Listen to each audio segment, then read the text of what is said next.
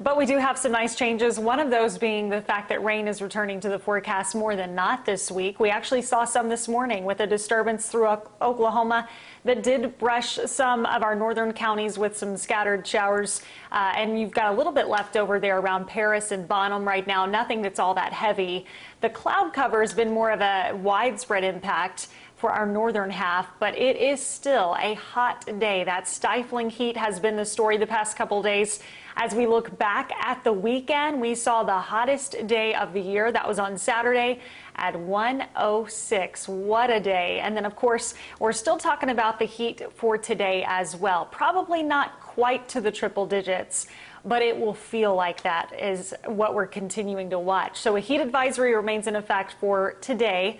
That will take us till 8 p.m. It's for the heat index that is going to keep soaring. Right now it feels like 102. Actual temperature is 89. The dew point is off the charts, 77. So we are really seeing that oppressive humidity build in, and the south wind certainly helping at 14 miles per hour. So the comfort level is not there at all. In fact, as we talk about dew points of 75 or greater, that is incredibly uncomfortable and really the kind of air mass that you want to just stay indoors in the AC. Rest of the day today, we'll look for numbers to be just shy of 100. We've got a slight chance for a couple of isolated storms by late afternoon, early evening. Those chances are going up. But again, before we get to any more rainfall, we're talking about that humidity with feels like temperatures up to 110. Let's take a look at the rain. This is all thanks to a frontal system that's mainly staying just to our north and kind of stalling out the next couple of days. So we get into about 8 o'clock. Nothing that's overly widespread probably by then, but I do think we need to watch the activity back around West Texas. Then we move on into the overnight period, that front moving just a bit farther to the south, and that's where I think we've got a better shot for scattered storms along our Red River counties yet again. It's possible that they drop a little farther to the south and impact the Metroplex in the early morning hours for tomorrow. And then as we move through the day tomorrow, I think we're talking about some pretty widespread showers and storms with some very heavy rainfall at times as well.